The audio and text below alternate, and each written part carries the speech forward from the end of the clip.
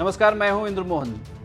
देश की राजधानी दिल्ली में कोरोना के मामले बढ़कर अब 13,000 से ज़्यादा हो गए हैं। हालांकि इसमें अच्छी खबर यह है कि लगभग 50% मरीज अभी तक ठीक होकर घर जा चुके हैं, लेकिन औसतन हर दिन मरीजों की तादाद अस्पताल में बढ़ रही है, जिसे लेकर अरविंद केजरीवाल ने आज प्रेस कॉन्फ्रेंस की। और इस प्रेस कॉन्फ्रेंस में अरविंद केजरीवाल ने सबसे पहले तो दिल्ली में अभी के कितने मरीज हैं, कितने ठीक हो गए और कितने की मौत हुई है उसका आंकड़ा दिया, लेकिन साथ ही साथ केजरीवाल ने इस बात पर भी चिंता जताई कि हमारा मुख्य मकसद ये है कि दिल्ली में अब कोरोना वायरस की वजह से कोई भी मौत ना हो।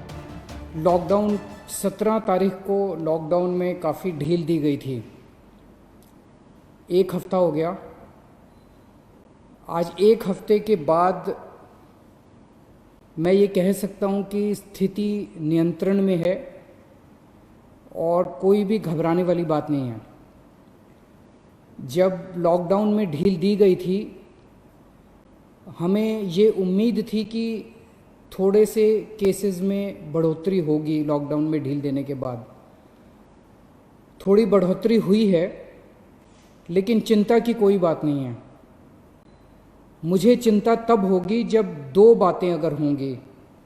एक तो ये कि अगर मौत का आंकड़ा बहुत तेज़ी से अगर बढ़ने लगेगा, जैसा मैं बार बार कहता रहा कि हमें कोरोना अभी कोई आज या कल में जाने वाला नहीं है। कोरोना तो रहेगा। अब अगर कोरोना होता रहे और लोग ठीक हो के अपने घर जाते रहें तो चिंता करने का कोई विषय नहीं है। तो एक तो ये कि मौत नहीं होनी चाहिए ज़्यादा। मौत के आंकड़े को हम कोशिश करके सबको बचा सकें, सब मौत के आंकड़े को कम से कम रख सकें। और दूसरा ये कि जो केसेस हो रहे हैं वो इतने गंभीर केस ना हों कि हमारा अस्पतालों का पूरा सिस्टम बैठ जाए, कोलैप्स कर जाए। अगर हमारे अस्पताल इतने मरीज आने लग गए कि हमारा अस्पताल बैठ जाएंगे, हमारे मान लीजिए बेड्स नहीं मिलेंगे, वेंटिलेटर नहीं मिलेंगे, ऑक्सीजन नहीं मिलेगी, अगर ऐसी स्थिति हो जाएगी तब चिंता का विषय होगा। कल तक दिल्ली में 13,418 केस थे।